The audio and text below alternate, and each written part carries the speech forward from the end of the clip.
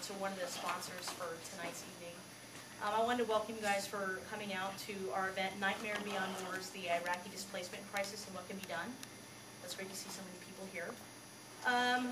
We're really pleased to welcome both Kelly Campbell and the Portland Area Peace Director, and also American Friends and Service Committee.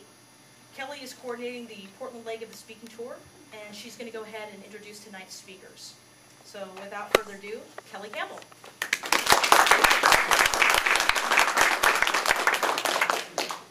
Thanks, Jay, and thanks to Students United for Nonviolence and the Multicultural Center here at Portland State for hosting us in your wonderful space. And I see a lot of people that I know in the crowd who are great anti-war and peace activists. And I just want to suggest to you, after spending the day with these guys, that you're about to have your level of knowledge and enthusiasm about the stuff that you're doing raised to a whole nother level. So I'm really privileged to be able to welcome Raed Jarrar and Noah Merrill here to Portland. They're on a West Coast speaking tour. They've come LA to Seattle. They'll be in Eugene tomorrow and then on to San Francisco. And it's really an incredible gift that we get to have them here in Portland with us for a little while. So Raed is going to speak first, and then Noah. Is that still right? Yes. Yeah. Okay. We keep changing our minds. So I'm going to just introduce them both real quickly and let them take it from there, and then we will save some time for question and answer at the end.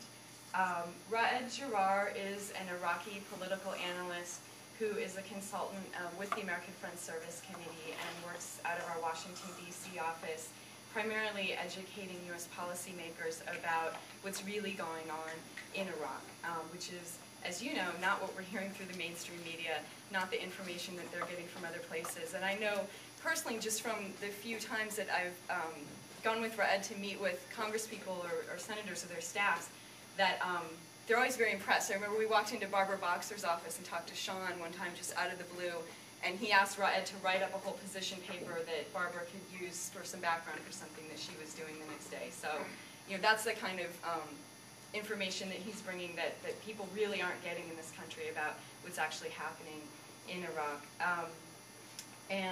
So we'll hear a lot from Raed about the political situation in Iraq. And then we'll also be hearing from Noah Merrill, who's a former AFSC staff person, who's now working with Electronic Iraq.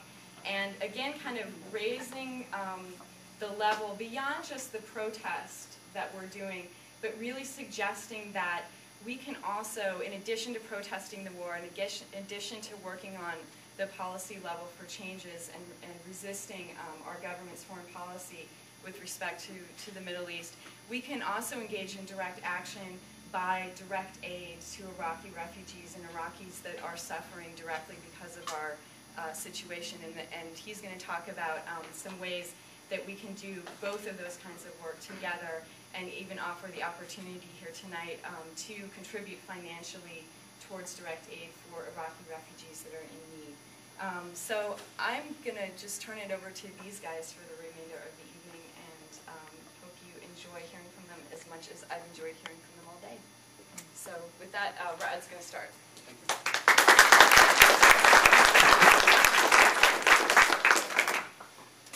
Thank you very much for the very generous introduction. In fact, I was saying this to one of my friends the other week, is that me being an expert on Iraq is such a weird position for me. I mean, through my life in Iraq, I was just one boring architect who designs houses. And so, like, just to give an analogy of how I turned into an expert, I was telling my friend, is like, imagine you going to this other planet, just like finding yourself on this other planet, and then being called an Earth expert. And then all of these people on this other planet are asking you questions about Earth, and then you're telling them about details. And then there are these discussions about, is water on Earth, is it yellow or red? And you're trying to convince them that it's neither yellow nor red. So this is what I'm trying to convince the US Congress. that the water in Iraq is not yellow and it's not red. Most of my work with the AFSC is based on trying to educate Congress members on issues that concerns the Iraq situation and what are the realities in Iraq concerning violence, what are the roots of the conflict, and how do Iraqis in general view the conflict. Now, these information are not secret information. I read them every day in the Iraqi 4 or 5 newspapers online, and through the 6 Iraqi TV stations that I watch online as well, and through my contact with the Iraqi Council of Representatives, which is the Iraqi parliament. The Iraqi government has 2 major entities. The parliament, that was elected by millions of Iraqis, and the cabinet, that was selected with a very heavy intervention by the US embassy in Baghdad. The parliament, that you can see its map, the map that I produced some 9 months ago, explaining how the parliament looks like. The parliament is actually more representative of the Iraqi public than the cabinet, due to the fact that it was elected directly and due to the fact that the US embassy prevented anyone who is not pro-occupation from being a part of the Iraqi cabinet.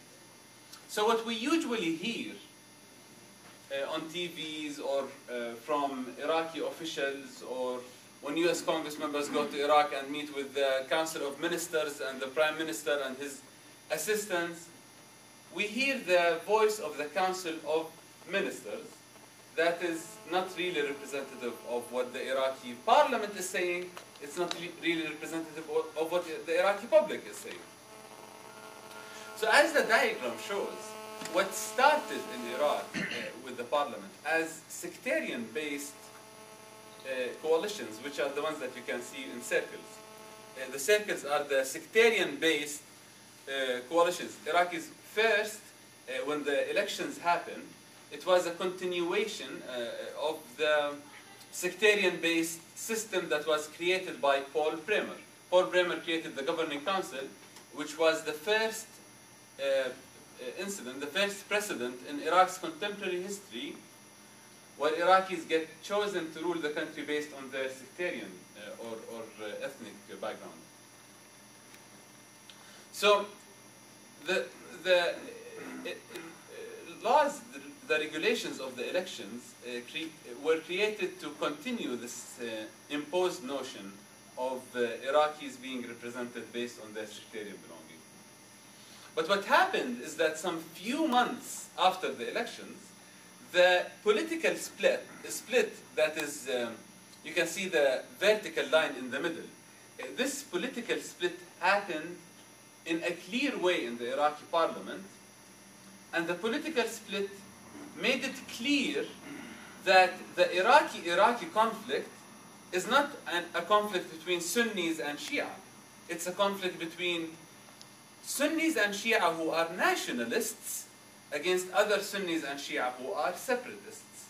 In fact, the bigger picture, it's a conflict between those who are Sunnis or Shia or Kurds or secular or Turkmen or Christian or Yazidis who are nationalists, and those who are the same, Sunnis or Shia or Turks or Kurds or Christian or seculars who are separatists. What do these two groups stand for? The nationalists want to have one united country with one central government, while separatists want to have 3 different sectarian and ethnic-based regions. Let me open a bracket just to explain what does this mean. There is an unannounced independent state in the north of Iraq. It's called Kurdistan. Kurdistan is an independent state that has its own army. The Iraqi army is not allowed to reach that border. It has its own parliament and government and president. It has its own flag. If someone puts the Iraqi flag on in Kurdistan, they would be put in jail because you can't put the Iraqi flag in Kurdistan. It has its own embassies and visas. When my dad visited Erbil last month, he had to go to the Kurdish what do you call it? The consulate? Consulate. Which is, in reality, it's an embassy because it's completely separate from the Iraqi embassy, right?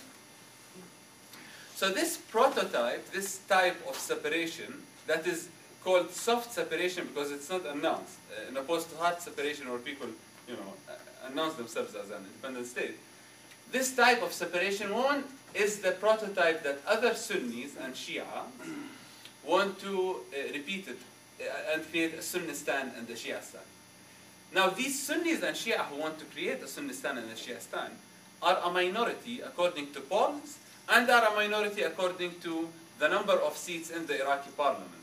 According to polls, around 3/4 of the Iraqi population are for keeping their country united with one central government. According to the parliament, more than 55% of the Iraqi parliamentarians are for keeping their country united with one central government. Close the bracket. There's a long bracket. The second point of conflict between nationalists and separatists is the issue of natural resources. Natural resources as in gas and oil.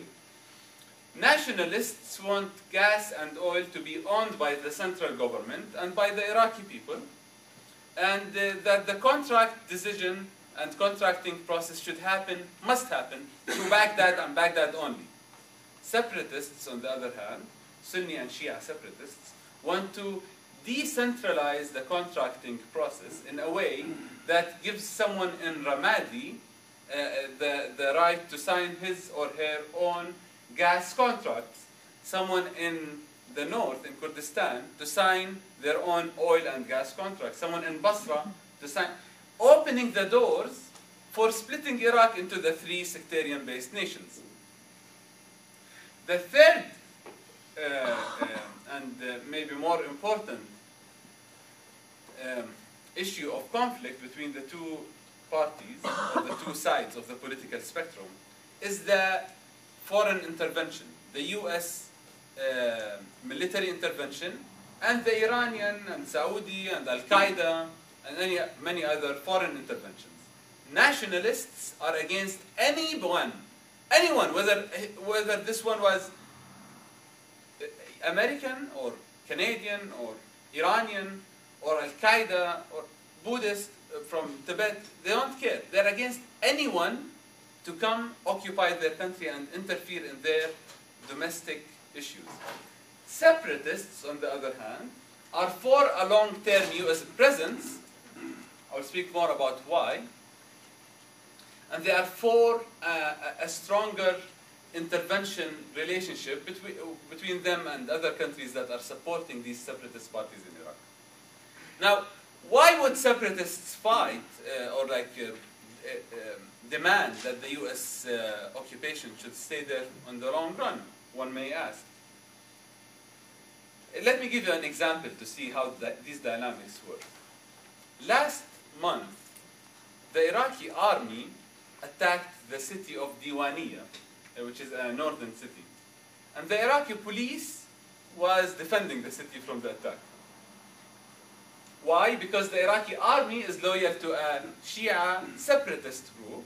The Iraqi police is loyal to a Shia nationalist group. So the Iraqi police that was attacking the city represents a minority of Shia. The Iraqi army, the Iraqi police that was protecting the city represents a majority of nationalist Shia. What the US did, as usual, is that it took parts in this conflict. The US is not a peacekeeping force. The US is not a force that is shielding Iraqis from their neighbors and creating a space for reconstruction. The US is taking the side, propping up the side of a minority of Iraqis, the separatists, to destroy the majority who are nationalists. So what the US did is that the US airplanes dropped leaflets on the Diwaniyah saying, police stay home. Police, of course, didn't stay home. So they bombed their center and they killed a number of police members of the city and supported the army to take over the city. This is a good example why separatists, who represent a minority of Iraqis, will want the US to stay. Why would any sane political leader who knows that he represents a quarter of a population and he's getting the superpower of the world to spend $720 million a day on military operations supporting him, why would they negotiate with the other side? They don't have to, right? It would be crazy if they did, in fact. Why would they? And that's why this dynamic where the US authorities in Iraq supports the minority against the majority is the dynamic that is creating this very clear reaction from the Iraqi public. 80%, according to polls, 80% of the Iraqi public think that the US presence in Iraq is making things worse. And the same proportion, more than 3/4 of Iraqis, 80%, think that once the US pulls out, the situation will become better. And a higher number of Iraqis want the US to completely withdraw from their country, completely withdraw, without leaving any permanent bases. Now, when we listen to what the Iraqis are saying in general, and what the Iraqi political parties are saying, what the Iraqi representatives of the majority are saying, whether they were Sunnis or Shia or seculars, what they are saying is that we need a complete withdrawal from our country that leaves no permanent bases, no mercenaries, and no troops. They are not splitting hairs regarding when this withdrawal start, like what the Congress is doing. Start after 2 weeks or after 3 months. They're not splitting hairs about how long this withdrawal should be, 1 year or 18 months or 2 years. But they care very much about that this withdrawal will be complete, that the last US soldier or mercenary will leave Iraq. And this is the thing that is not being discussed in the US, because both Democrats and Republicans are speaking about levels of troops, speaking about exceptions for keeping troops on the long run, speaking about long permanent bases presence there. We don't find the demands of the public, the majority of the Iraqi public, reaching to the United States. What does this mean? It means that the US proposals for dealing with the Iraqi situation will not change things on the ground. Why? Because for the Iraqis, for the majority of Iraqis, whether they were in the parliament or in the public, whether they were in the parliament or in the public, who are usually linked directly or indirectly to the 5,000 military attacks against US troops a month, right? For this majority of Iraqis, they don't care whether there is an occupation or a 1/4 occupation or 1/2 occupation. They don't want any occupation in their country. And the US is not dealing with this as a political fact, that unless there is an announcement that there will be a complete withdrawal for all troops and mercenaries, and that no permanent bases will be left in Iraq, nothing will change in Iraq. The political situation will stay the same, the military situation will stay the same.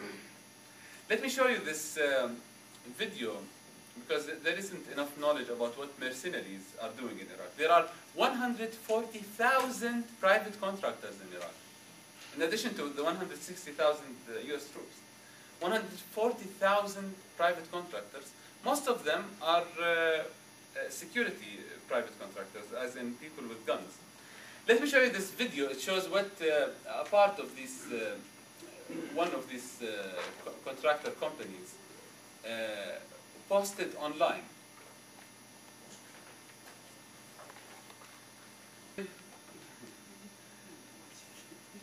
I feel sleepy when the lights go on. What they posted online is a video of mercenaries going around the streets of Iraq, killing civilians for fun. So they actually didn't just do it, they filmed it, they put music, and they think it's funny.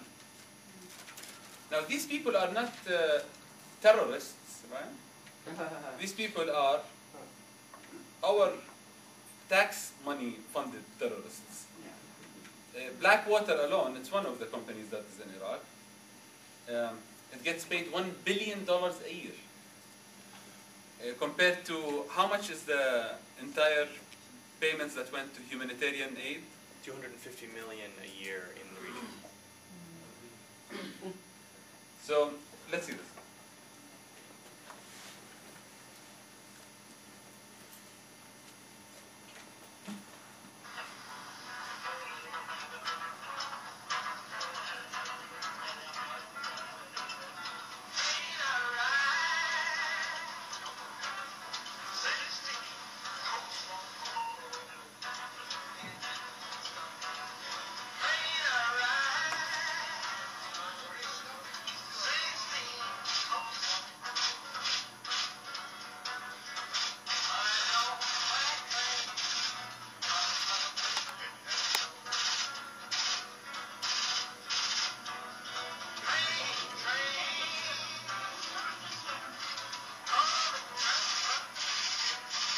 The scene, of course, is from the back seat of a car that Mercedes are using. And they are shooting randomly against civilian cars that are causing no threat.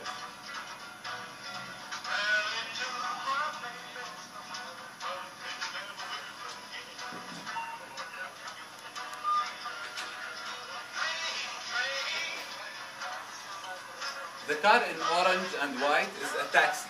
It's a civilian's taxi. And the car that is coming is just some random person. They shoot him and kill him. So the car hits the other one. And people in the other car run away.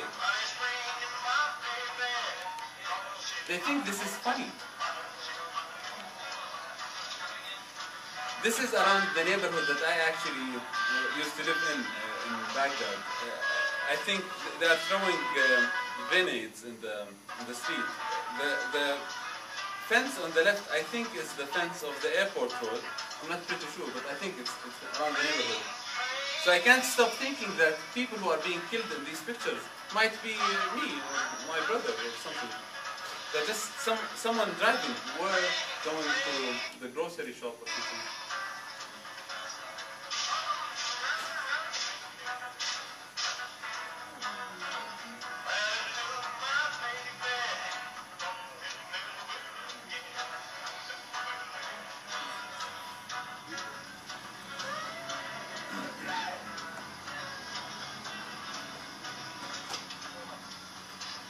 I mean, just to put things in context, these are the ones who filmed it and posted it online themselves, you know? No one caught them red-handed. They filmed that and put it online not because they were confessing, because they thought it's funny. They thought it's funny to go around. Just to put things in context, 140,000 mercenaries in Iraq, in a country that the population is 1/10 of the US population, means 1.5 million mercenaries going around US streets, shooting civilians with no any control of law. There is no police to stop them. Even if police stop them, the US judicial system doesn't have any control over them. One of the Blackwater mercenaries was drunk, and he killed the bodyguard of the Prime Minister, the Vice Prime Minister. So he shot the bodyguard of the Vice Prime Minister and killed him. I mean, just see how like obvious it is. It's inside the green zone, in front of everyone. So the Iraqi government demanded that he should be sent to trial. They took him to the US the next day. The US embassy took him to the US. He's here somewhere, going and walking in some neighborhood. Proud of himself, I'm sure. So when 80% of the Iraqi public say that the US presence in Iraq is making things worse, they're not theorizing about it. They actually know what they're talking about. They've paid that from their own blood, from their own family's blood, from their own safety and security. When 80% of the Iraqi public realize and say that things will become better after the US leaves, they don't mean that things will become, you know, Iraq will turn into heaven in like overnight or something.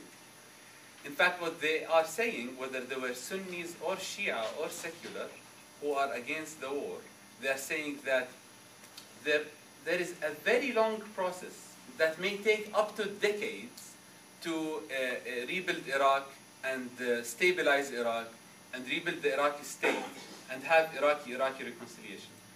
But we can't do anything about this. We can't start the first step before a complete US withdrawal from there.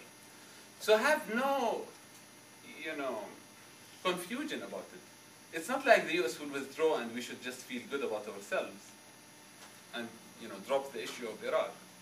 A US withdrawal should happen in context that the moral and legal obligation that we have as US taxpayers and that the US government has as an occupation government, this moral obligation is still there.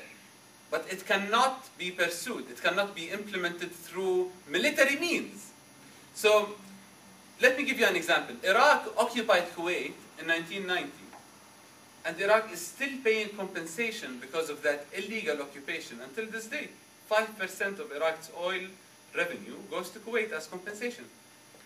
Are the Iraqi mercenaries and troops going around Kuwait city shooting civilians? No. Is the Iraqi government telling the Kuwaitis how to spend their compensation? No, it's none of their business. But did the Iraqis stop paying compensation? No, as well. Because it's the Kuwaitis' right to get compensation for the destruction that happened there. So there are precedents and there are mechanisms within the international law and international organizations to pursue the United States commitment and obligation to help Iraqis rebuild Iraq and fix the crimes that happened there without having military presence there. Because the military presence is preventing Iraqis from starting the first step towards reconciliation and reconstruction. Now, how can we link all of this to other issues? Let's say, for example, oil, right? Or refugees, or reconstruction, or all of these things. Without having understanding of the real roots of the conflict in Iraq, we will not be reaching to the correct analysis or the correct solutions for the conflict.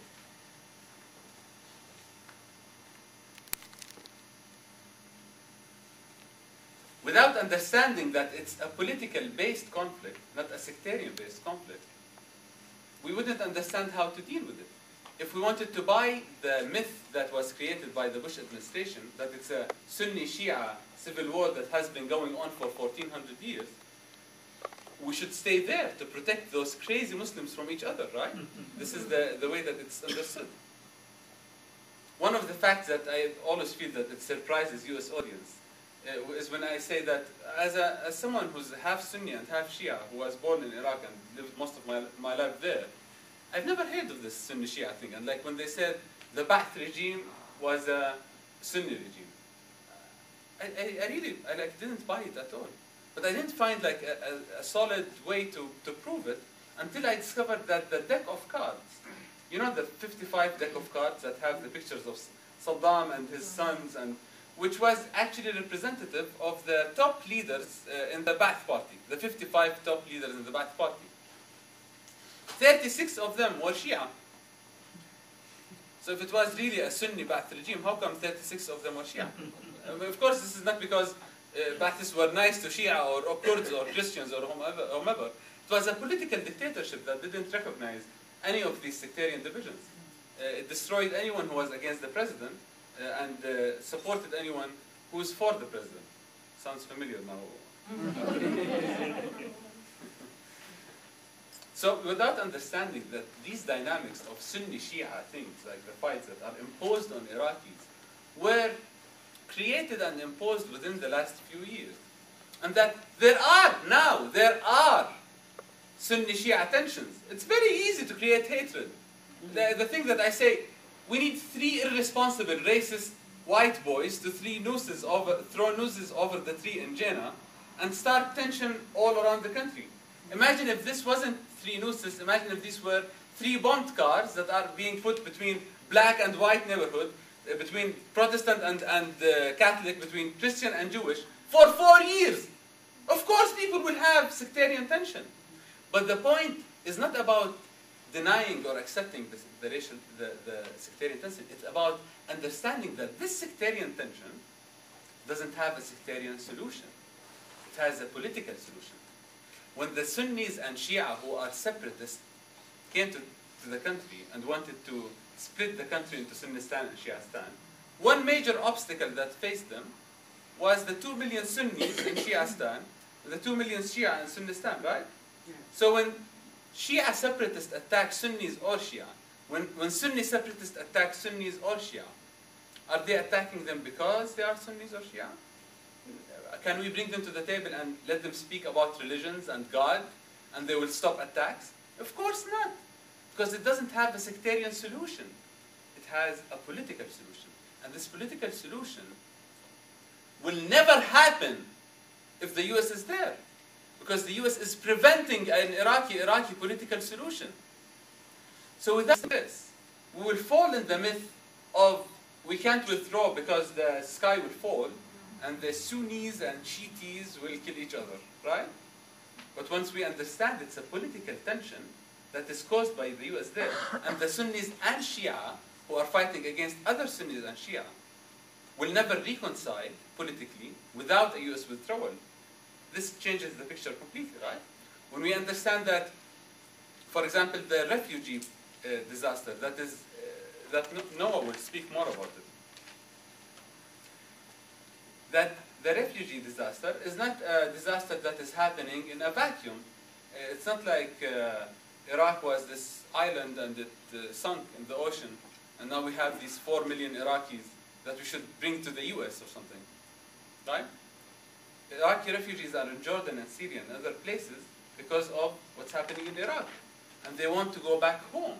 And without understanding the political dynamics that is keeping them outside from their home, we'll be going in empty circles, right? We'll be thinking about how to deal with them in this vacuum without thinking that they are linked to the conflict in Iraq.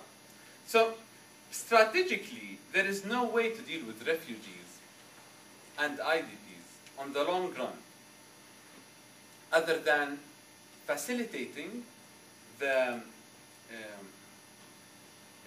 conditions for them to go back home. This is what the majority of Iraqi refugees and IDPs want.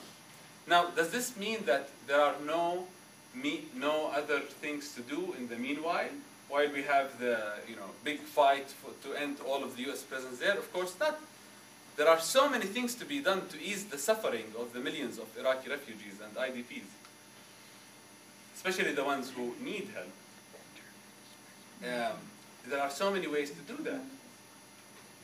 As Noah was mentioning today, he was saying, during the sanctions, there are groups like Voices in the Wilderness that broke the law and put themselves in danger to collect money and send medicines to Iraqis. Now we don't have these sanctions, but we are not collecting money and we are not sending things to Iraqis. So that's why things that Noah's organization, Electronic Iraq, is doing, the campaigns for short-term direct aid, are very important. There are many people who are dying because they don't have antibiotic, right? They are dying because they don't have food. They are dying because they don't have anyone to take care of them because of the destruction that happened to civil society. So I think I will stop here. I will give time to Noah to speak about more details. If you wanted to change the details about the refugees and what's the size of the disaster and how to deal with it on the short term and long term. And then after that, maybe I can discuss more details of how the situation in Iraq is in like the bigger picture and what are the potentialities for a comprehensive political solution that will end the war in Iraq. How there are the majority of Iraqi nationalist groups, whether they were Sunnis or Shia or Kurds, have announced peace plans proposing a safe passage of the US outside their country. These are the same groups that are attacking the US. The thing that, like, I'll finish by saying is that the Iraq war is different than global warming, because in global warming, we can't negotiate with the sun and CO2, right? But in the Iraqi case, people who are attacking the US troops have faces and headquarters and websites. And they are having peace plans now, their proposed peace plans, whether they were Sunnis or Shia or the secular nationalists, for ending the violence and starting the process of reconciliation. But we never hear these things, not because the administration doesn't know about them, no, the opposite, because the administration doesn't want to recognize them. Because choosing Iraqi nationalists, or the majority of Iraqis as an Iraqi partner, will push the administration to cancel the plans for leaving permanent bases, cancel the plans for long-term control over oil. So what's happening in Iraq is not happening because of a lack of a peace partner. It's happening because of choosing to ignore the peace partner that is waiting there. Thank you.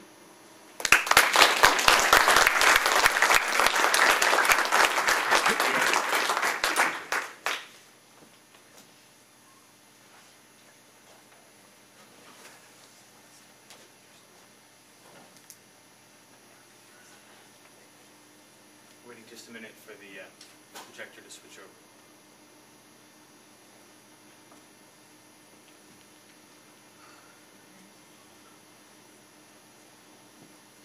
Stop. Maybe turn down the lights. It gets stronger after a minute.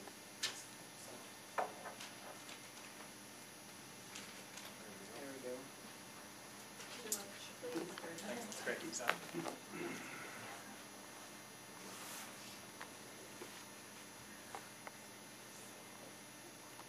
I had a chance to attend a press conference in February with Antonio Guterres, the UN High Commissioner for Refugees in Amman, Jordan.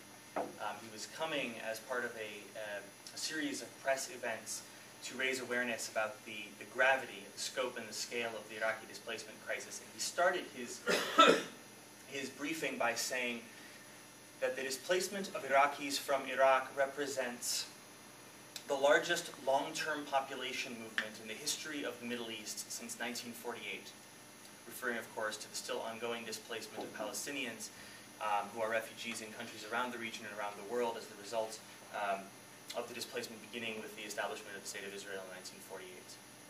So he was signaling a couple of things. One of the things that he was signaling that this was not an issue that he thought was going to be resolved quickly, unless there were some very serious changes in terms of the situation in Iraq. And second of all, he was signaling that this population was going to be of a scope comparable to the Palestinian population, the largest refugee population in the world. According to the UN, 4.5 million Iraqis have been forced from their homes as the result of the violence. 1 in 10 Iraqis is now a refugee somewhere in the Middle East, and 1 in 5, taking the numbers internally displaced and externally displaced together, 1 in 5 Iraqis has been forced to flee their homes as the result of what could only be called the catastrophe in Iraq. So when we take those numbers, 4.5 million, roughly evenly split outside and inside Iraq, we get some sense of what this means for a country of 28 to 29 million people.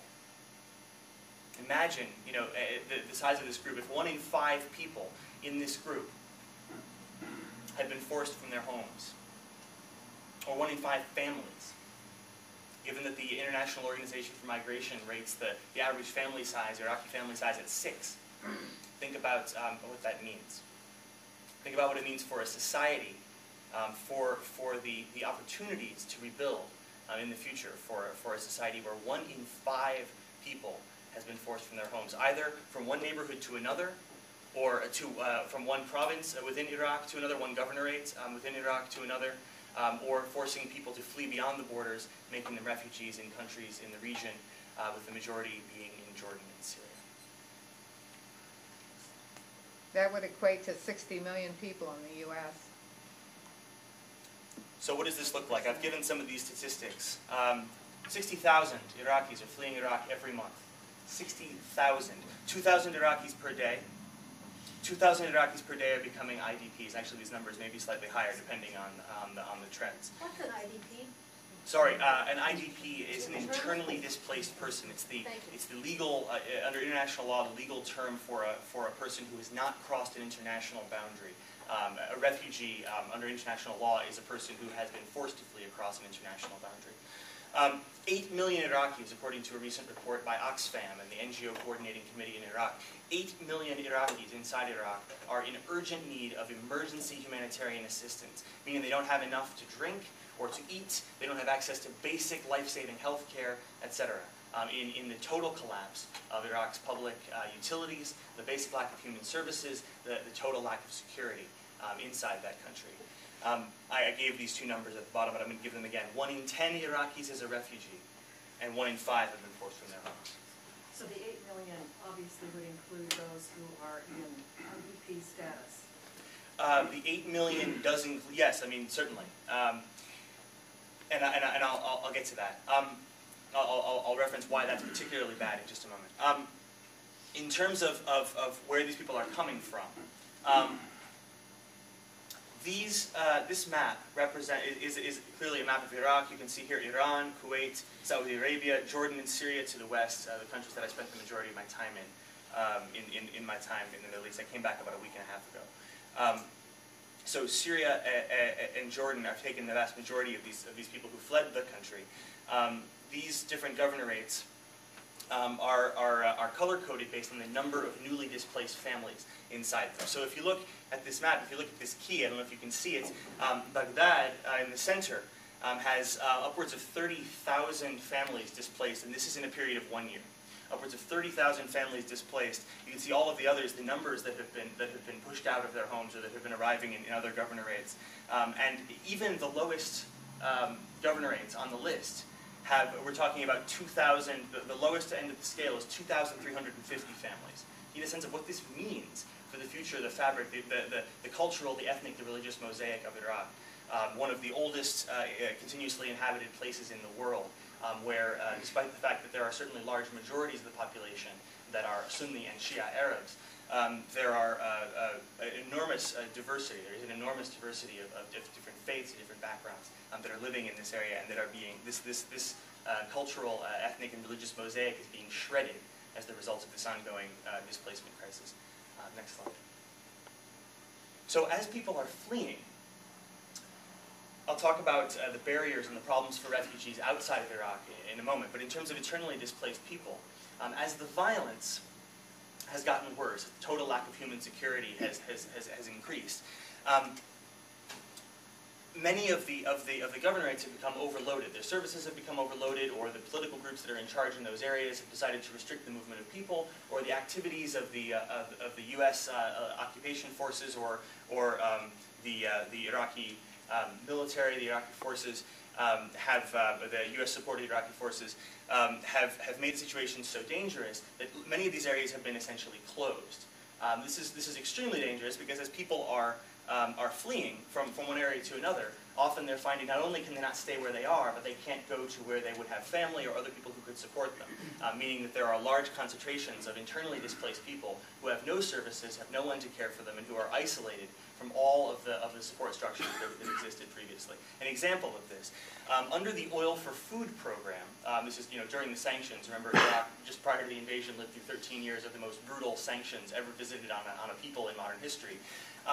Under this Oil for Food program, there was a food ration card that was introduced that people were able to use to get the basic necessities that they needed. And much of the population in Iraq relied on this basic ration card in order to get what they needed to survive.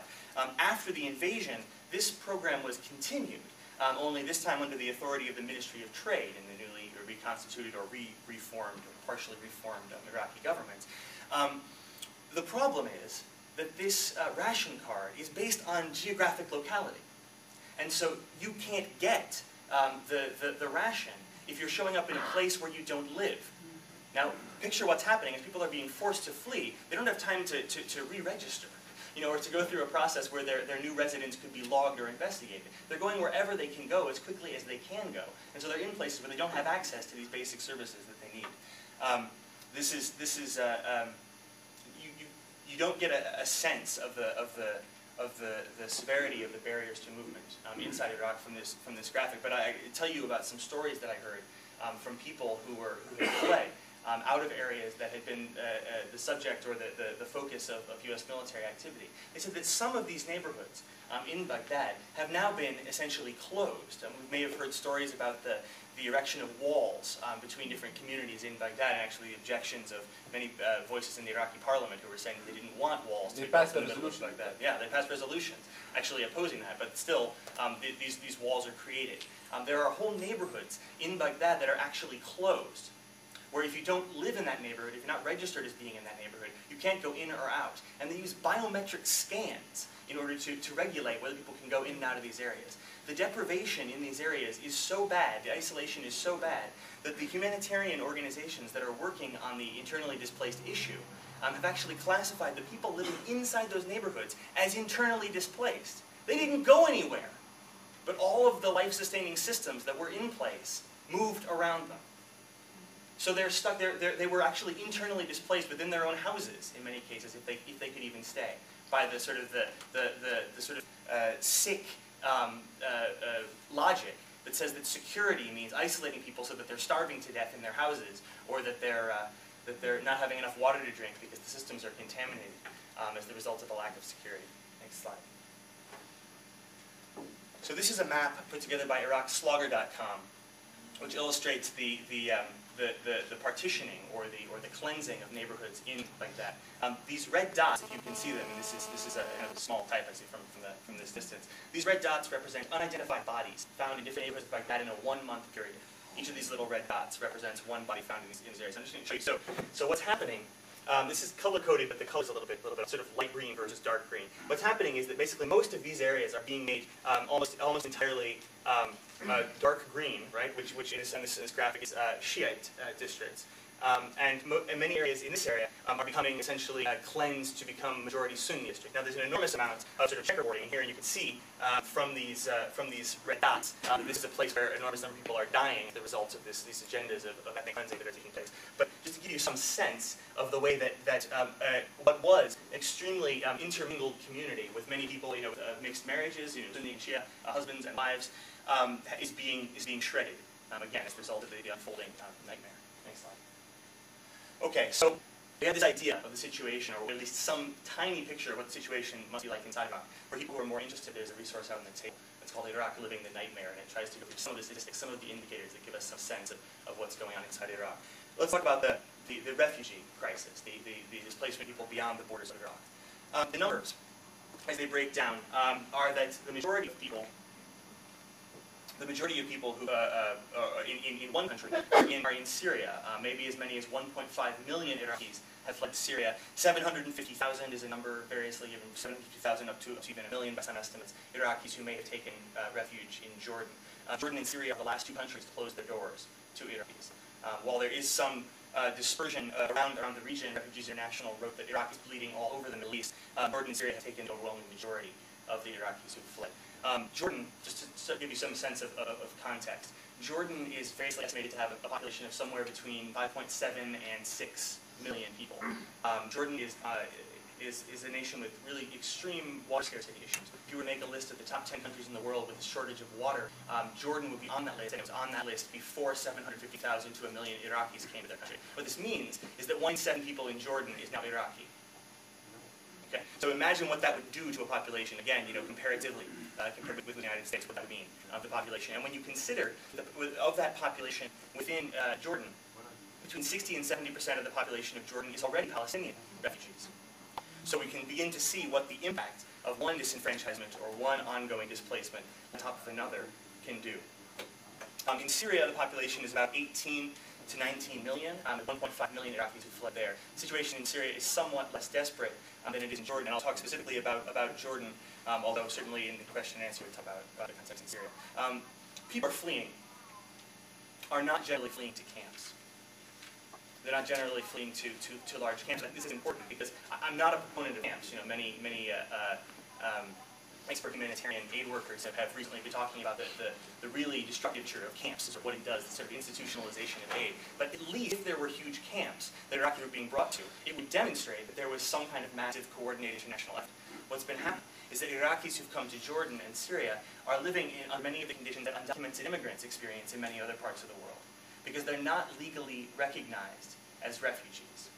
And the reason that they're not legally recognized as refugees is that Jordan and Syria are not signatories to the 1951 Convention on Refugees, which is the agreement in international law which establishes the category of refugees, the rights and responsibilities of countries to refugees within their borders. Right? And we have to underscore again that the reason that these countries in the region, with the exception of Iran, are not a signatory to that convention is that they were, by 1951, already struggling under the impacts of the Palestinian displacement. So it's impossible for us to look at this in the context just of Iraq. We have to understand that the refugee crisis has its roots straight back into Iraq, but that the impacts of the refugee crisis are felt all around the region and have to do with a lot of other regional issues, including especially the Israeli-Palestinian conflict. So in Jordan, people are living under many of the same circumstances that undocumented immigrants live with. They can't work legally. Those who do work risk arrest and deportation back to Iraq, even though this is a fundamental violation of the basic responsibility of all countries not to return people who've sought refuge in their borders back to a place where they would face persecution or death. This is happening on a regular basis. I visited when I was there many people who had been arrested while working, usually young men who have been arrested while working and taken to a police station. I tried to do my best in order to secure release for some of those people. Some of them were released and some of them were deported. I met with a man who was deported, who was arrested and who was ordered to be deported, and he'd been held for 6 months in a Jordanian prison. And the reason that he was held for 6 months was that he had been picked up potentially. He was accused of some sort of vague security threat. He was put in prison and a deportation order was signed. It was only then that the UN High Commissioner for Refugees intervened and requested, since he was a registered refugee who had already been referred for resettlement to a third country, they requested that he not be deported back to Iraq. After weeks of their work, the Jordanian government said, well, we won't deport him because you've asked us not to, but we won't release him either because there's a deportation order, so he's going to sit in prison. He has a 6-month-old son who he has never seen. He's waiting and sitting in the prison, and to this day is weighing these different options. He's weighing the option potentially of agreeing to be voluntarily repatriated to Iraq, recognizing what a risk to his life that is if he goes back, given the situation that we've described inside Iraq, simply because he does not want to stay in the prison any longer. But you know, that journey with no resources, with no family in Jordan, nobody to support him is one that I can't imagine. Although it's something that he considers, I think, on a daily basis. So deportation is a serious issue. Iraqis don't have access to a great deal of health care where they are. In Jordan, the health system is pretty good if you can pay for it. And many of the people who are in Jordan are poor and getting poorer. Especially, these are the most vulnerable people I'm speaking of. It has to be said that there are a considerable number of Iraqis who have fled who do have more resources, although even those people's resources are in many cases dwindling the longer they have to stay outside of the country. So this is not, things are not, very definitely not in a holding pattern. They're getting worse and worse and worse as the time goes on. So people can't work. They can't access medical care. Until very, very recently, children in Jordan couldn't go to school unless they were enrolled in private schools, which is, of course, very expensive. Recently, and they should be commended for this, the Jordanian government opened the schools as part of a strong sort of diplomatic push by UNICEF and UNHCR. The Jordanian government did open their schools, although there have been a lot of issues in getting Iraqis in school. We can hope that many of the children who are there will be able to go to school until they're able to return soon, I'm going to Iraq. So again, just an image of what some of these numbers are. These numbers vary. The reason you might see something a little bit different than what I said, for example, Syria 1.4 instead of 1.5, is that no one has a really clear idea of what these numbers look like. This is an extremely vulnerable population, and some incident of fighting between those soldiers and an armed group. They didn't know exactly who it was, broke out. The U.S. soldiers fired through the window of the car. One of the bullets struck Saif in the neck, paralyzing her from the neck down. With the support of relatives, of contacts who they had in Jordan, and because of what little savings they did have, they were able to get out and were, through some miracle, because by the time they were here, the borders to Jordan had been essentially closed, they were able to come into Jordan and spent several weeks trying to find medical care, trying to find support for a variety of issues. Abu Saif, this man next to Saif, her husband, the father of Saif, has suffered a lot of trauma, of psychological trauma, and so his behavior was erratic. His ability to care for his family was severely limited, and sadly, before Saif was able to enter a really substantial treatment regimen, Abu Saif took the family back to Baghdad. The family has since split, and Saif is looking for a way to get back out to be able to find some kind of medical care, some kind of treatment that can help her on the long road to healing. This picture was taken during an emergency room visit where we were able to accompany the family and help with a very serious and persistent infection that Saif had. So helping to sort of bind up some of those wounds to help with just a little bit of care, even in the face of all of this, but the stress and the strain was too much for the family. This boy down here in the middle, these are two pictures of him. You can't really see this. His name is Haider. This little boy was walking to a corner store with his uncle during a clash between a militia in a neighborhood. This militia was defending the neighborhood from an incursion by U.S. forces. When the U.S. forces entered and opened fire on the street, they hid behind a car. Some of the bullets pierced the gas tank of the car, and the car exploded, burning this boy over most of his body. Now, as he's grown, and over the time that it's taken his family to get out of Baghdad and find their way to Jordan, as he's grown, the scars that were created as a result of this explosion have prevented his bones from growing correctly. And so he needs a series of surgeries in order to heal the burns on his body so that his bones can grow correctly and so that he can grow up into a person with some hope of walking clearly. Now, the surgeries for these burns have been paid by a humanitarian organization in Jordan. But what they haven't done is to pay for the medication, the antibiotic, to help him deal with the recovery process. This is a common thing that happens. So someone will get help from some agency for something, but they don't get the sort of holistic care that they need. And so the house, the room that his family lives in together is so dirty and so full of mold and so full of insects and other dirt that he gets persistent infections as the result of this. And if you have burn surgery, your immune system is compromised, right? So you need to be in a really sterile, clean environment, and you need to have constant cleaning of those wounds. Well, he doesn't get it, and so in some cases the surgeries are making him worse. The woman on the bottom left is from Kerbala. She's not technically a refugee because she's come out and gone back, indicating this, something that's important to understand about the refugees, which is you don't just come out once. Very often people go back and forth several times trying to escape the violence or trying to seek some kind of help, especially medical help, outside of the country before going back into Iraq. She was in Jordan for chemotherapy. She has a particularly severe kind of cancer, the treatment for which is not available inside Iraq. Now, it would have been available previously, but the medicines and the machinery and the doctors who would provide that treatment aren't available. More than 1/3 of the doctors in Iraq have fled or been kidnapped or killed since the invasion. 40% of Iraq's academics have fled. Thousands of professionals have either hemorrhaged out of Iraq in the refugee crisis or been killed in the ongoing violence. Just to get, again, it's a reminder from these small stories about the impact of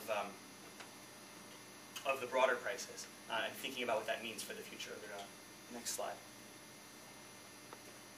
So again, we talked about the extreme living conditions that people are in, illegal work if it's available, the limited or non-existent protection. This is the term that UNHCR uses for their ability to actually maintain safe space. Given that the people who have fled are not actually recognized as refugees by the countries that they're in, UNHCR, the UN High Commissioner for Refugees, has very limited operating space in order to protect people, in order to actually make sure they have a safe space to live, even if they are recognized as refugees. And it should be said that the overwhelming majority of Iraqis who have fled have not registered with UNHCR, and so they have absolutely no international protection from the international community. Poor health care when it's available. I described what some of that looks like. The access to education is limited. The lack of social services is something that's fairly obvious. One last thing I want to talk about, and the subject of the context for people when they're living outside of the country, is the severely restricted mobility. Some of you may not know this. I didn't know this until it was explained to me by refugee families. But after the U.S. invaded Iraq, one of the things that they chose to do was to cancel the old passports that Iraqis had. They decided that Iraq was now a free country and it needed a new passport regime. So they issued, under the authority of the Coalition Provisional Authority, right, the U.S. occupation government, they issued a new passport. It's called the S-Series passport to all Iraqis who they could issue them to. These things were handed out on street corners. There was an enormous amount of corruption. U.S. soldiers brought them home, as souvenirs, right? An enormously insecure system based on corruption, based on poor oversight, etc. There are all kinds of examples of corruption and mismanagement of what was called the Reconstruction effort in the first time following the invasion. Some cronies probably got money on board. But the result was that there was a new passport regime. Now, the United States and the United Kingdom soon became very upset about this, and they decided that the passport system was insecure, that there was a problem with it, so that they needed to create a new passport regime that was actually secure, that would make up for the old passport regime being insecure. So what they did was that they encouraged the Iraqi government to sign a contract with a United Kingdom-based security document contractor. And this security document contractor came through Baghdad to the Green Zone, and they brought, variously depending on stories, 1 or 2 machines that could make, there's a special technology to make these new, highly secure passports. The technology was secure, the process had never been secure, the technology was never the problem in the first place. So they had these new passports. This was called the G-Series passport.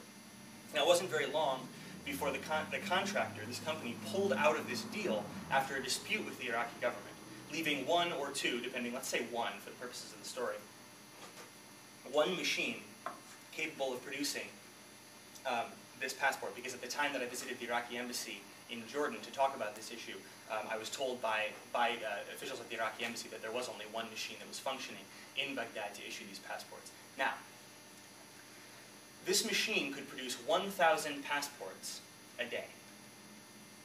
1,000 passports a day for a country with a population of 29 million people, right? I think that comes out to something like 10 years or more to produce new passports for everyone, right? But as soon as this happened, the United States and the United Kingdom decided, well, since Iraq has a new passport regime and it's secure, what we have to do is change our passport regulations to say that only Iraqis traveling on G-series passports and not the H or the S or the M or the other series passports that Iraqis had. There are several series of passports that many Iraqis have. None of these other passports should be accepted as a travel document by the United Kingdom and the US. And since many other countries in the world set their passport security regulations based on the standards set by the United States, it wasn't long before most of the world had decided that the only passport valid for travel for Iraqis anywhere in the world was a G-series passport. And so what this means is that people who have traveled outside of their country as undocumented migrants, as refugees, as unrecognized refugees, who aren't protected in the countries where they go in terms of international law, don't even have the documents to be able to travel somewhere else. And so many of the people are now stuck in a situation where they can't go anywhere, not on the basis of lack of money in some cases, if they can scrape that together. Even if they could get all the other things in place that they would need in order to travel, they don't have the passport document, because the passport document was essentially, the passport documents they had were invalidated by an occupying power in the country. Next slide. Okay. At the time of the U.S. invasion, Muna was a fairly newly married mother in the town of Kut, southeast of Baghdad. And as she told me the story, she remembers hearing the sound of U.S. planes flying overhead. She went out to wave to the planes that were flying overhead, and that's the last thing that she remembers until she woke up in a hospital bed several months later with her husband standing over her, to be told that every other member of her family had been killed when a U.S. missile struck her house. Her 4 brothers, her mother, her father, and her 1.5-year-old infant daughter, whose name was Iraq, had been killed in the missile strike. Muna had 10 pieces of shrapnel in her body, including 3 in her brain and skull, the largest of which is still there because surgeons said that removing it would kill her. Now, because of the stress and the strain of the experience that they were living through, Muna and her husband were divorced. Her husband left, abandoning his responsibility to care for her. With the help of a network of extended family with other people, she was able to travel outside of Iraq to get some medical care. Although she still needs, and has needed now for years since she left Iraq, ongoing physical therapy, ongoing support, and treatment, and in the future, further surgery potentially to deal with all of these issues. Now, because she had that piece of metal lodged in her brain, she has persistent seizures. And so she has to take anti-seizure medication, which again, until recently, she wasn't able to get on a regular basis. What she got was either expired or intermittent.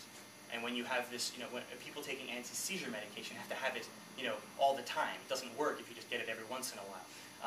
Because she would have these seizures, children in her neighborhood started calling her the Beast because of the sound she would make when she would have a seizure in the middle of the night, and they would hear them, and they'd know they were coming from the little room where she lived.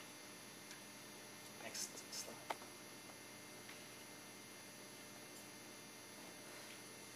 Rasul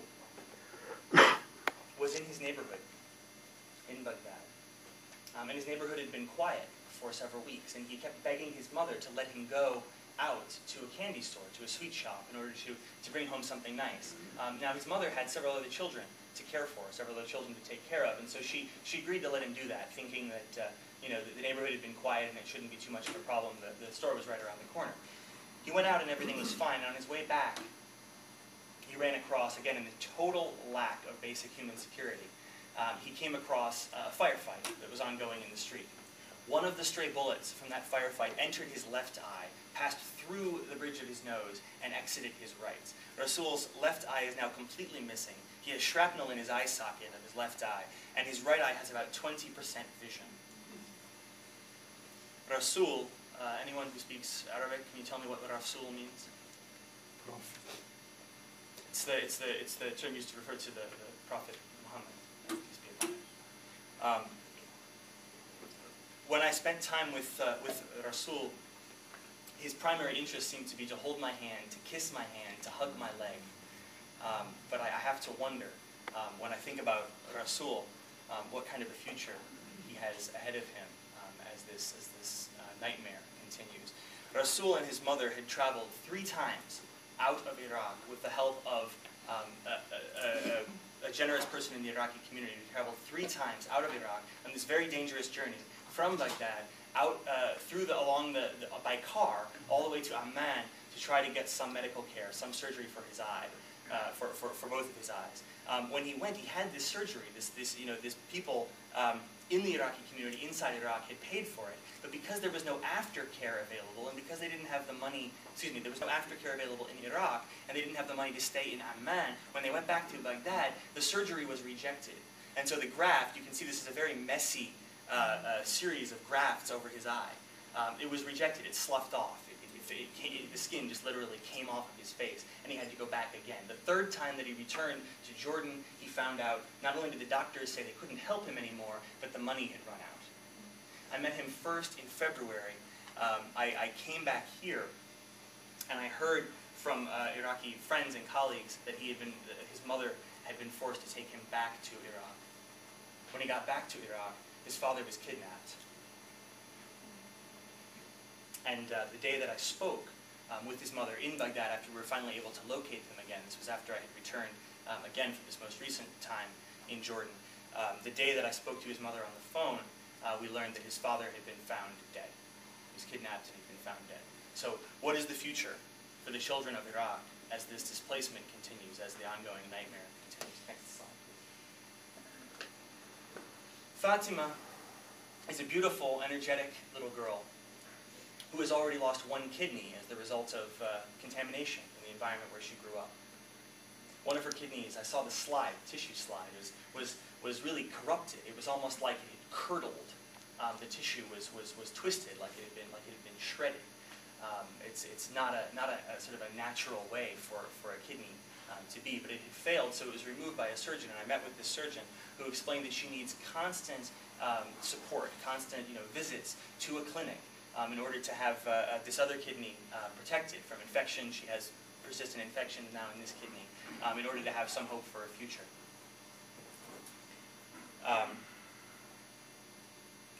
Preventative care is not something that's often available to folks who have been forced beyond the borders of Iraq, right? So they are certainly inside Iraq. Preventative care is non-existent, and so Fatima is living in a very, very tenuous situation, and it is in serious need of help as the situation goes on.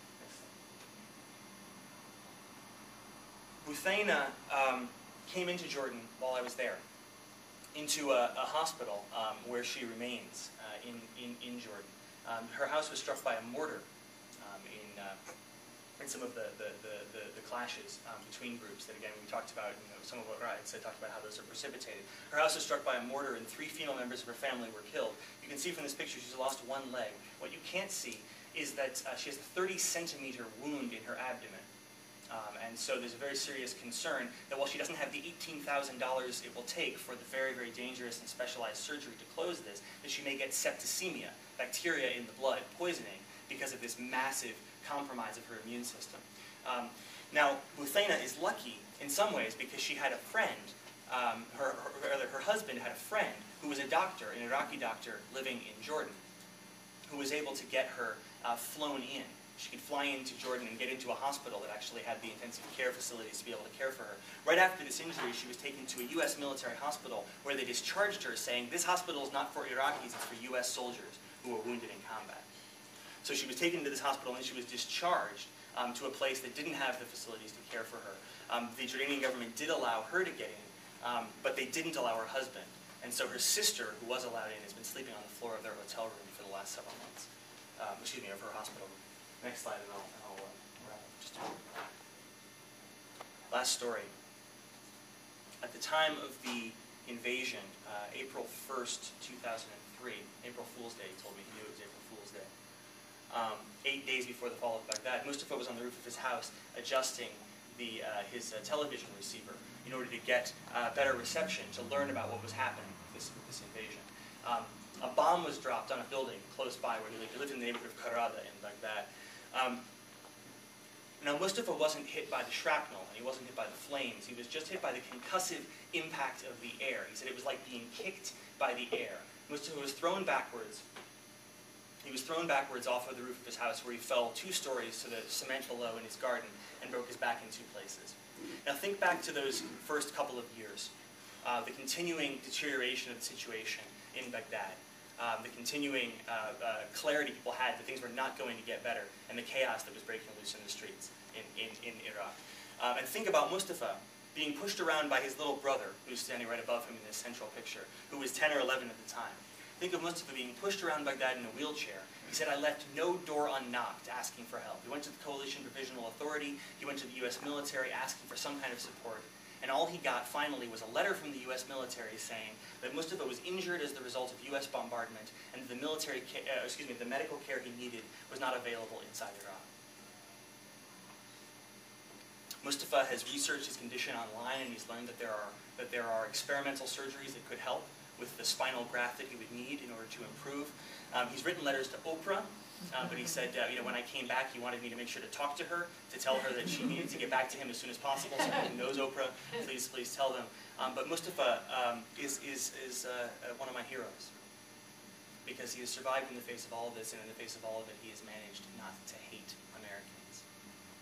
He said that he thanks people who have been active recently in helping him to have regular physical therapy every 2 times a week until he's resettled. And he wants to say to people who are here, he wants to say thank you for helping him, for continuing to help him, and for helping any other Iraqis who have been injured as the result of this war and occupation. Any other Iraqis who can be helped as the result of solidarity, restitution, and compensation by Americans who have had such a role in allowing this to happen. So I want to close, and I apologize for going, we've gone a little long. I want to close by talking a little bit about the Electronic Iraq project. Electronic Iraq is a news and analysis website dedicated to bringing out Iraqi voices and perspectives on the war and on the situation in Iraq, and promoting a relationship between the American people and the Iraqi people that is not predicated on a U.S. military presence. We have a project called the Direct Aid Initiative. There are information and cards about this project, but basically here's the idea. The idea is that this is not about charity. It's about compensation, it's about solidarity, it's about restitution to Iraqis who have lost so much in the face of all of the violence and all of the lies and all of the corruption in Iraq and outside. It's about bringing Americans who have a concern for the needs of Iraqi refugees together with Iraqis who are in need through an Iraqi-American partnership to provide crucial medical care. Each one of the stories that I told you, it doesn't end where I ended it.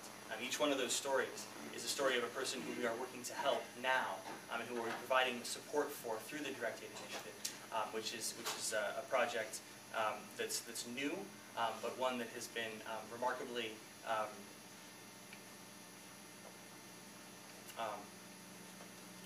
powerful, at least for me, in terms of seeing what little amounts of money can do, what little support can do, in order to promote small steps on the path between where we are now and where we need to be in the path of reconciliation between Iraqis and Americans. I think I'll stop there, and we can have some questions and discussion.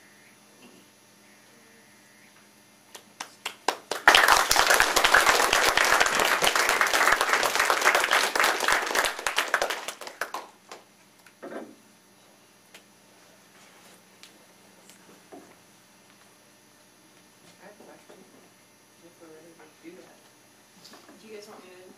Sure. Yeah. Okay. So, I guess if you have questions, raise your hand and we'll. Do you guys want them up here for the video purposes?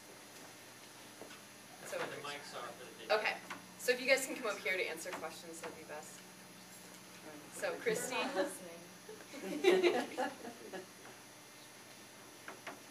No, we were listening. All right. Can you answer the question? I don't know. Yeah. I didn't think so. I haven't asked you yet. Okay, Christy has a question, and if you guys can come up here to answer questions, then we'll. I have a question about providing, like microloans for refugees who are outside of Iraq. I know that they're not allowed to work legally. If they received loans that would help them start their own small business, for instance, providing a loan to buy somebody a sewing machine so that they, she can earn a living that way, is it possible that whatever they receive can be confiscated by the Jordanian government? Confiscated? Yeah, can they be forced to take it away? Yeah, sorry, you need to come up here for It's very formal.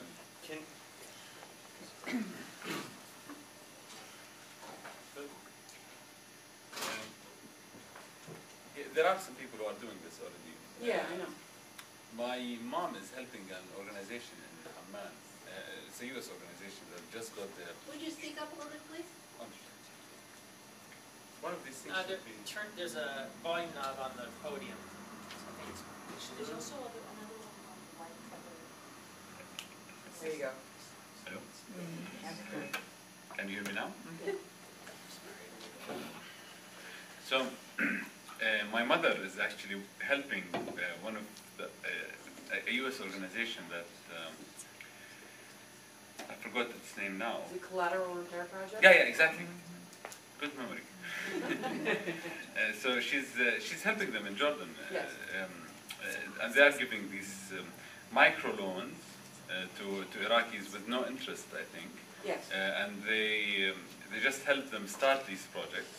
Like, for example, buying a sewing machine or oven, exactly, and then from the money that they get from the oven, they pay back, and then they own the oven after that. I understand that, but what my concern is, can the Jordanian government take their ability to earn their living away? Can the Jordanian government come in and take their oven? Because essentially they're working and they're not allowed to work. you think we can take their often? I mean, I don't think that's true. That's bad. I mean, Okay, they don't let, for example, like my relatives who are doctors or engineers, they can't go to an office and practice. Some of them practice from home or something. But like, do you think they will actually go to someone's house and take the oven? First of all, folks, I want to apologize. I started to feel really ill as it was ending that time, so I apologize if I sounded a little bit incoherent. I think the sense that I had in talking with people was that the Jordanian government is not sort of an evil entity. I mean, they're not interested in you going around stealing people's ovens. But yes, I mean, of course they could. And there have been cases where people have done a number of things and been prevented from carrying out the task they wanted to by the Jordanian government, but only really when they were considered some kind of a threat, or when these things were happening on a large scale, or when they were happening sort of in the flagrant disobedience of the Jordanian government. For example, I mean, I don't think that there's been a pretty clear sense that any of the work that we have done in matching people with these medical needs with care directly with clinics, there's no objection to this. They have a lot of objection to people doing things that are perceived as a political threat to the government of Jordan, or importing vast amounts of money. But we're talking about fairly small transfers of a few $1,000 to deal for medical care or something like this. And in the case of these microloans, this is actually a project similar to this. Is being conducted by some of the larger non-governmental organizations like Care International, which is actually providing some small salaries to many of the people. So I don't think there's a great deal of interest in the part of the Jordanian government to undermining those kind of activities, and I think they're very good. I mean, I think that to the extent that they can help people to have some informal income, it's very important. Yeah. Good. Thank you. I just want to mention there is a basket going around, and that basket is collecting for the Electronic Iraq Direct Aid Initiative.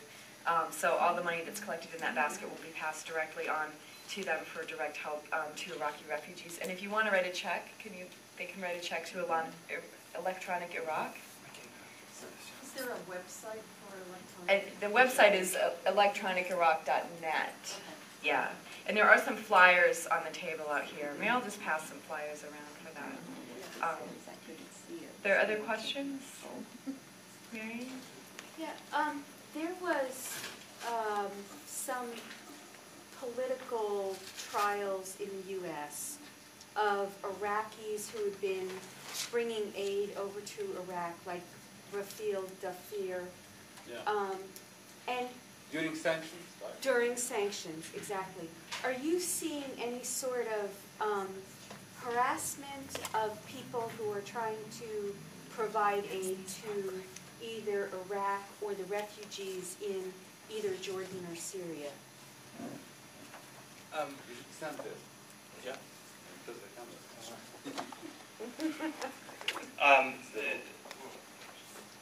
harassment of people trying to provide aid. On the one hand, if there are people who are interested in preventing it, they don't have to work very hard, because the current climate has had such a chilling effect that there are very few people who are doing it. I think Raed mentioned this issue of, when people, why is this? That under sanctions, it was actually illegal to send life-saving medicines to help Iraqis, and yet thousands of people did it all across the country. And now, it's not actually illegal. It's just very scary because of the provisions of the Patriot Act, etc. What we have done with the Direct Aid Initiative is to work with a volunteer lawyer and a volunteer accountant in order to screen what's happening and to make sure that it's all in compliance with the really complex and prohibitive, in some ways, legislation that has to do with funds transfers. But it is possible. It just has to be done very carefully, and it has to be done through a transparent and reliable process, which is one of the things that we've been spending a lot of time figuring out. How can we make sure that there is a receipt for absolutely everything on the letterhead of the clinic and the hospital that is sent, that things are sent to, signed by a doctor with a diagnosis saying this is the amount of treatment that needs to be given, these kind of things. So I think if we're going to do this, we have to be very smart about it, and we're trying to be as smart as we can about this. But there also is an element of commitment. It has to say, am I willing to be visited by a representative of the U.S. government who's asking me to justify my sending money to Iraqi refugees? Of course I am. because it's not just an act of, it's not an act of charity, it's an act of political resistance. It's saying that I have paid countless dollars of my own money to kill Iraqis, to destroy Iraq, and to scatter Iraq's people around the region, so I am willing to deal with a little bit of additional checking from government agencies that are, that may come and ask those questions. I think if we are careful, and if we are smart, and if we are committed, we can do a great deal. Actually, it reminds me of something that one of my Iraqi colleagues who was instrumental in getting this started said to me. The first time that I went to visit a large number of Iraqi families in a house, people had gathered together to be interviewed, to tell their stories about what had happened. And I went to visit this house, and we visited. We had planned on having maybe 6 or 7 people there. And there were more than 50 people who'd gotten together in the house who wanted to tell their stories, to be told in the United States, to say, this is what we have suffered as the result of what's happened in Iraq and our flight from Iraq.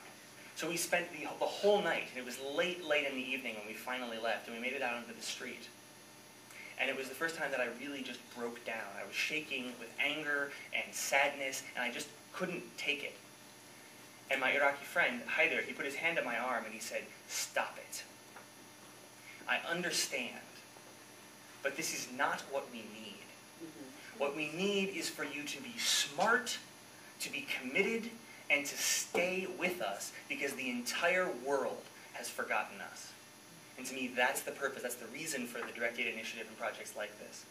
Because we have a moral and a political responsibility to be doing something small, however insignificant, to be able to help some of these people multiplied by 4.5 million. Who've been forced to flee their homes as a result of all of this, and of course the people who haven't been forced to flee their homes, and the situation has changed around them. In the green shirt in the back? Yeah, that's you. Hi, thank you. First of all, my apologies. The administration, what we've been doing, has been doing it in my name. They don't speak for me. But I have three questions. One is political, the other two are kind of humanitarian related. The first one is, I often hear about the oil production sharing agreement. From what little I know about it, I think who in their right mind would sign up for such an uneven distribution of oil? Is that a possibility that has momentum, that the Iraqis will actually sign on to? The second question is, I don't understand how, when you were talking about one of the gentlemen whose father was kidnapped and was killed, you have the impression from the American side that there are a whole bunch of Iraqis that are these, mindless heathens running around killing. We don't understand decapitation, that kind of thing. What drives the different Iraqis to do that kind of thing to their fellow countrymen? And then third, what keeps the Iraqis in general from not hating us? I was talking to a Vietnamese the other day, and I was talking about what we did in Vietnam. And I said, why? She said, we forgive, we forgive. When you think about what we've done, it's really despicable. So in light of all that's happening, what is the soul of the average Iraqi that has the capacity to say, we forgive? Let me start by the third question. I don't really know. It's one of the things that I really admire, not just in Iraqis, and people around the region. That people like myself, I'm half Palestinian and half Iraqi. I've been, not just me, my parents and my grandparents have been destroyed, generations, because of the U.S. intervention in the region. And other Lebanese and Syrians and Egyptians, and so many people have their life destroyed and lost loved ones because of the U.S. intervention, because of the U.S. elected government's intervention in the region, because of the U.S. taxpayers' money intervention in the region. But people still manage not to hate Americans. They still manage to separate between the U.S. foreign policy and between the U.S. as a country. So it makes me feel even more shocked when I get discriminated against in the U.S. because I'm an Arab or a Muslim. Because I didn't vote for Al-Qaeda. I didn't pay taxes for Al-Qaeda. I didn't vote for Al-Qaeda a second time.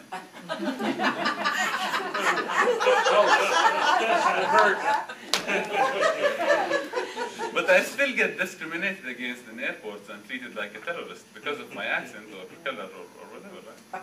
So I mean, it is something that I seriously can't understand how people can be that patient, and people in general don't hate Americans, and they understand that, you know, that U.S. public actually don't know what the U.S. foreign policy have been doing in the region. This, I'm going back reverse with your questions. The second question's answer is that people who are responsible for criminal acts in Iraq, like kidnapping or destruction, are different. There are different categories. There are a number of good websites that you can read to see what are these categories. One of the websites that I recommend as a good breakdown is Iraq Body Count. Iraq Body Count documents the Iraqi casualties, just those who were reported in Western media. So it doesn't really reflect how many people were killed in the streets, right? Latest studies indicate that maybe around 1 million Iraqis died because of the U.S. intervention in the last 4 years alone, not counting the sanctions people, right? But the Iraq body count numbers are around less than 100,000 till now. They are just for the documented cases. Now, the good thing about Iraq body count is that they put the reason for death, and they have a breakdown for the reason of death. So I think the last time I saw this, the latest update, it was around 1/4 of reason of death was for directly by U.S. troops. They were killed directly by U.S. troops, and there was another, I think, quarter or 1/3 by gangs, just criminal gangs. You know, the same gangs that will attack someone in the U.S. Right? The same gangs that will appear in any country that the rule of law collapses. And there is a big chunk of them, the rest, are unknown factors, you know. There's a very small, it's like there's a mixture between Iraqi groups that attack civilians and unknown factors, right? So the unknown factors is this big category that many people don't know what it means.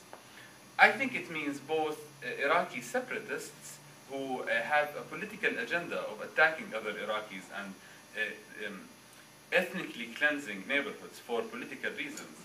I said when the Iraqi separatists came to Iraq in 2003, one of the major obstacles that faced them were the 2 million Sunnis in Shiistan and the 2 million Shia in Sunnistan, and the 500,000 Arab in Kurdistan. So that's why ethnic and sectarian cleansing started 2 days after the fall of Baghdad. I went to a southern city. It was what was it? It was Diwaniyah, and there were some hundreds of Arab families that were kicked out of Kirkuk because they were Arabs, right? But why? Because of the separatist agenda, right? The same thing with many other Sunnis and Shia who were killed because of the separatist agenda. In addition to the documented secret plans that the US and Britain had for attacking Iraqi civilians and initiating more sectarian violence. Let me give you 2 examples. 2 royal forces, British royal forces, were caught red-handed, wearing like Arabs, you know, Arab clothes with covers on their heads, in a car with the guns and the explosives, and they were planting explosives to create more Iraqi tension, to create sectarian tension between Iraqi Sunnis and Shia in Basra. They were caught red-handed, filmed, interrogated, and put in a prison in Basra. Now, this is not a conspiracy theory, right? These are documented information that you can find on The Guardian, on like, their pictures are online, in fact, you can see them. The British Army attacked the prison, broke into the prison, and freed both of them. And after that, there was one interrogator in the British Army who wanted to investigate why were these 2 special forces doing this. And he was found dead. He committed suicide. In fact, I say they suicided him. I forgot his name now, but his story was covered in The Guardian. So that was a smoking gun that the British and American investment in these sectarian divisions in Iraq doesn't stop clean. You know, it's not just about putting some propaganda and planting some stories in Iraqi media. It actually goes one step, forward, and it actually is involved in creating violent acts among Iraqis and faking them. You know, the same thing with the Ahmed al-Chalabi's militias. You know Ahmed Chalabi's one.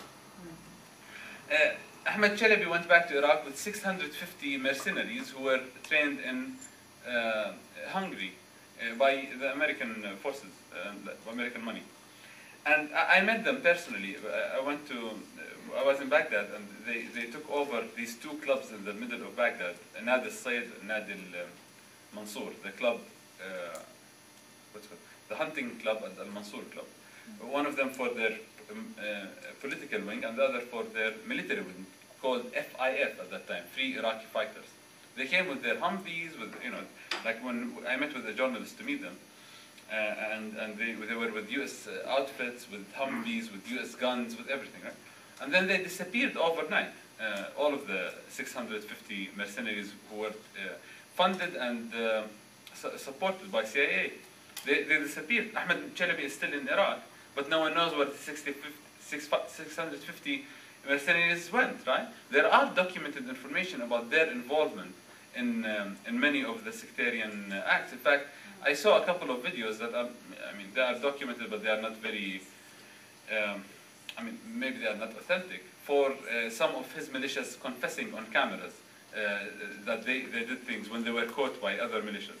Maybe it was fake, maybe not, but there is a big question about this involvement. The first question that I think is a very important question, the oil and gas law. The US Congress put one of the benchmarks, benchmark number 3, to, do you want me to stop? Benchmark number 3, which relates to, there are 18 benchmarks that the Bush administration and the Congress are imposing on the Iraqi government to, it's a good way to blame the Iraqis for failure. So within this blame the Iraqis, I call it, blame the Iraqis plan, there is one of the 18 benchmarks is passing a law that will require or guarantee that Iraqis will share their revenue in an equal way, because they think this is a good, or this is what they say, it's a good step for Iraqi reconciliation. As if they are, brokers of Iraqi reconciliation, So the Bush administration has been pushing this other law that has nothing to do with revenue sharing. It's called the oil and gas law. It's pushing it with all of its power in Iraq. And this other law is called the oil and gas law. It has everything to do with privatizing Iraq's oil through production sharing agreements, as you mentioned. They are not used in the region, they are not used around the world. Less than 5% of the world production is based on production sharing agreements, PSAs, and just in cases where either there are no documented reserves of oil, or the price of oil to get oil out of the ground is expensive, very high that governments can deal with it. In the case of Iraq, Iraq is the second or third biggest oil reserve on earth, and getting Iraqi oil costs 50 cents a barrel, compared to $50 a barrel sometimes in like the Caspian Sea, So PSAs are not needed in Iraq, but they are needed for the multinational oil companies, because they give them huge profits. Hundreds of billions of dollars will go to multinational oil companies instead of just signing TSAs, the technical service agreements, that will give multinational oil companies flat rates to implement or work on it's just a small job for a small time. So PSAs are one of the problems with this oil and gas law. The other main problem that is it's the main problem behind the Iraqi parliament's resistance to this law is that the law threatens Iraq's unity because it decentralizes the contracting. Instead of all contracts being signed by the central government of Baghdad, contracts will start being signed by Basra or Ramadi or the Kurdistan alone, opening doors for splitting Iraq into 3 regions. So it's a separatist law. Now, this law is not passing because of these reasons, right? At the same time, there is this other law sitting on someone's desk in Baghdad called the Revenue Sharing Law, which, surprise, it deals with revenue sharing. No one is pushing that law.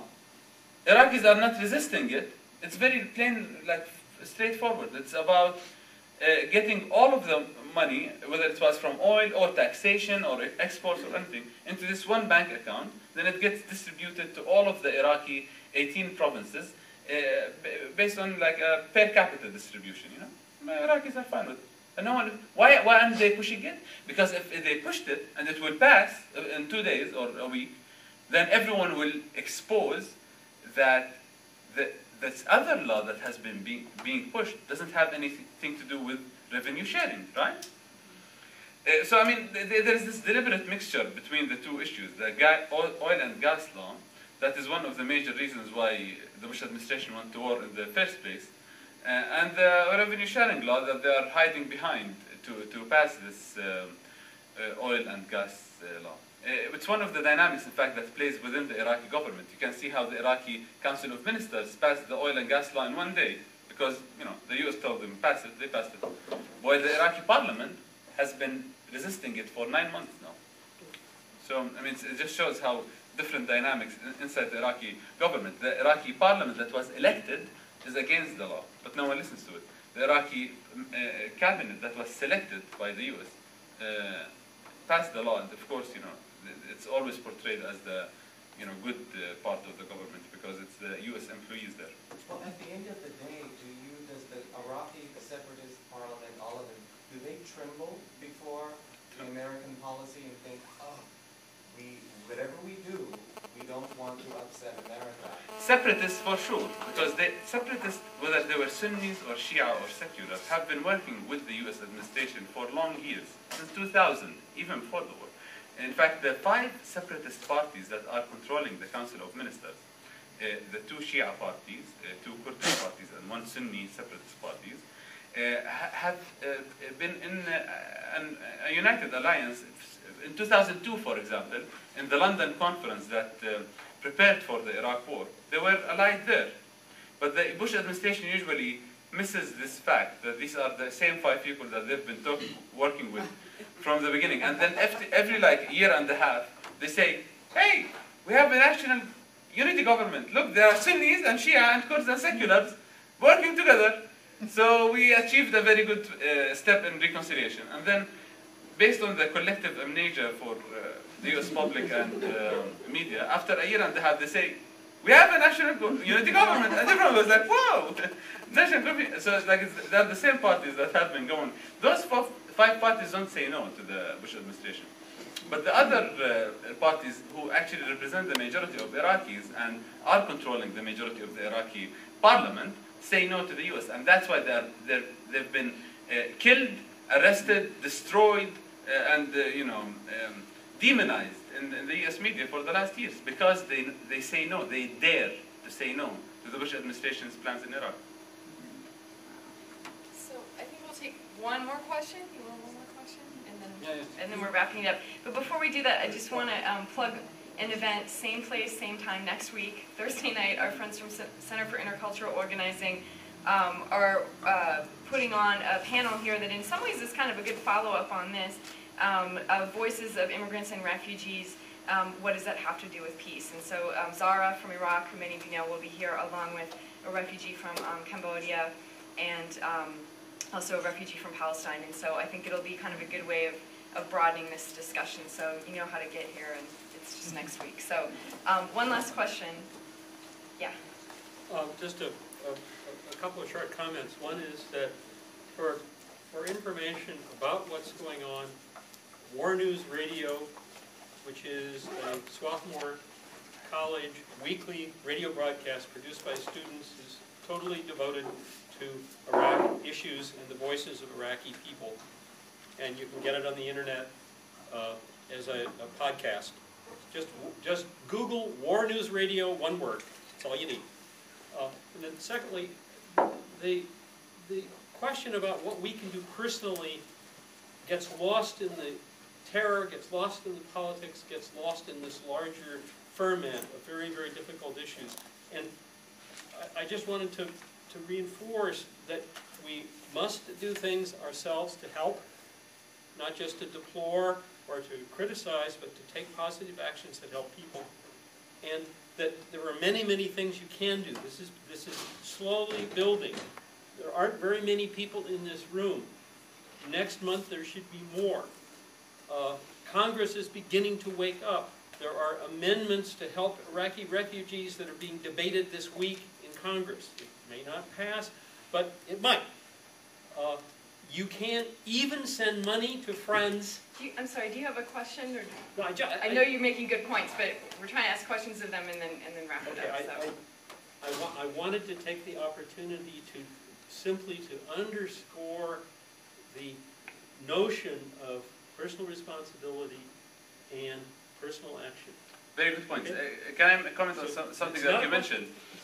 I think it's like one of the issues that we've been talking about very much lately is that there are two different issues. I don't know whether you talked about this, I don't know. It's your spiel.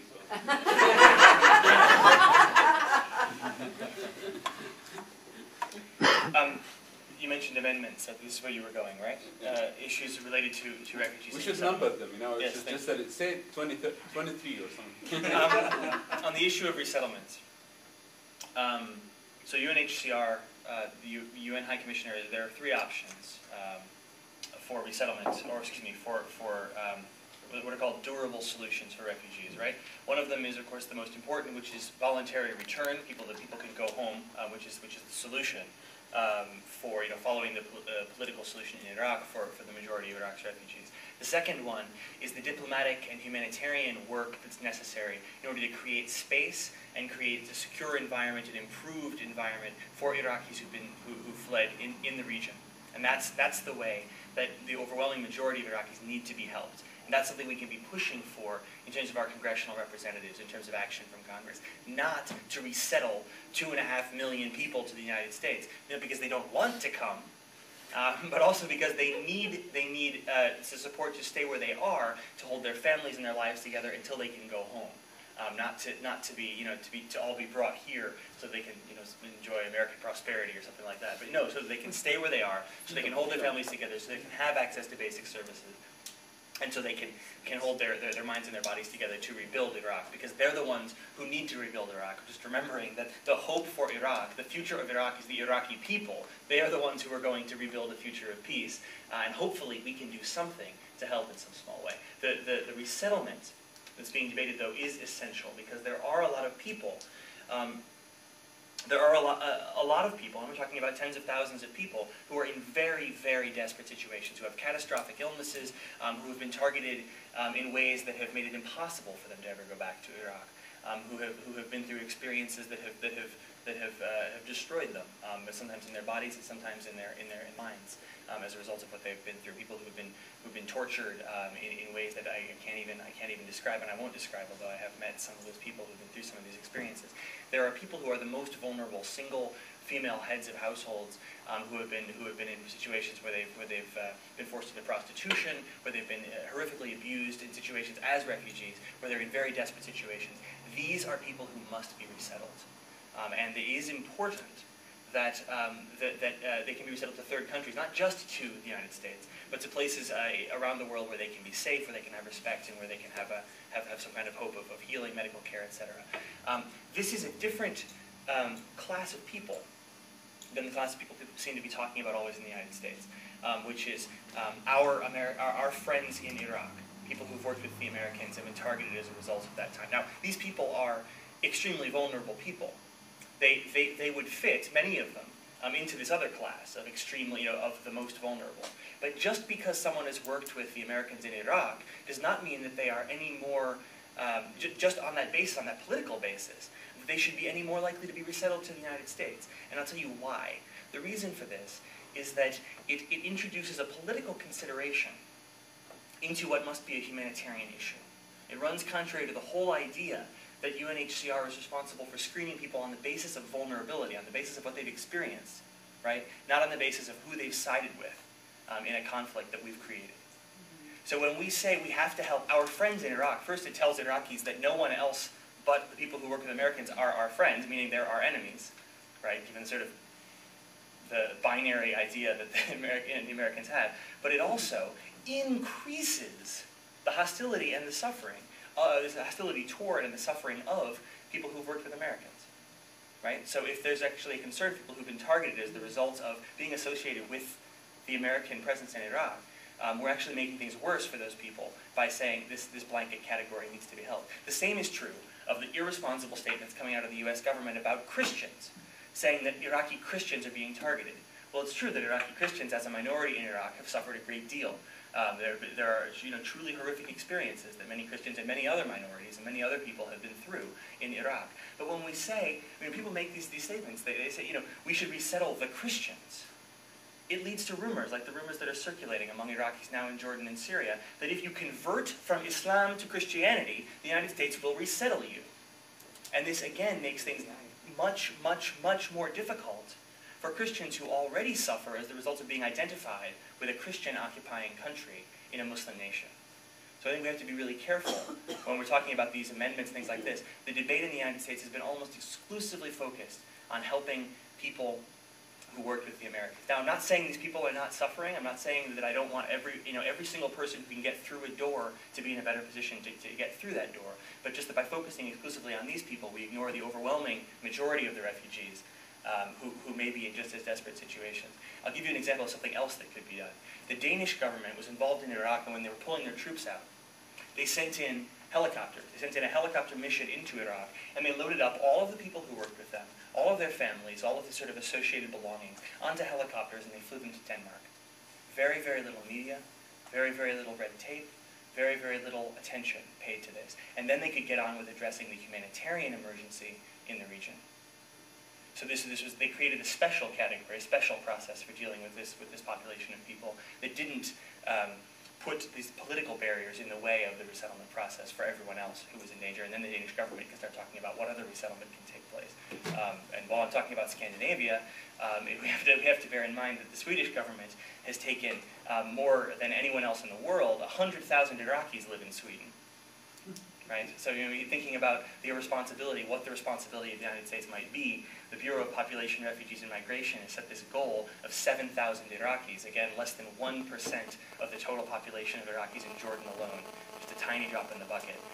And no amount of that resettlement is ever going to be enough, but we could at least look for 20,000 or 50,000 to be able to deal with some of the extreme medical cases or the extremely vulnerable cases that aren't able to get what they need in Jordan or in Syria. So just on this comment of what we can do on a tactical level in terms of these nuts and bolts things about resettlement, I hope that gives people some kind of a framing for how you could talk to your elected representatives about it. Thanks, you guys.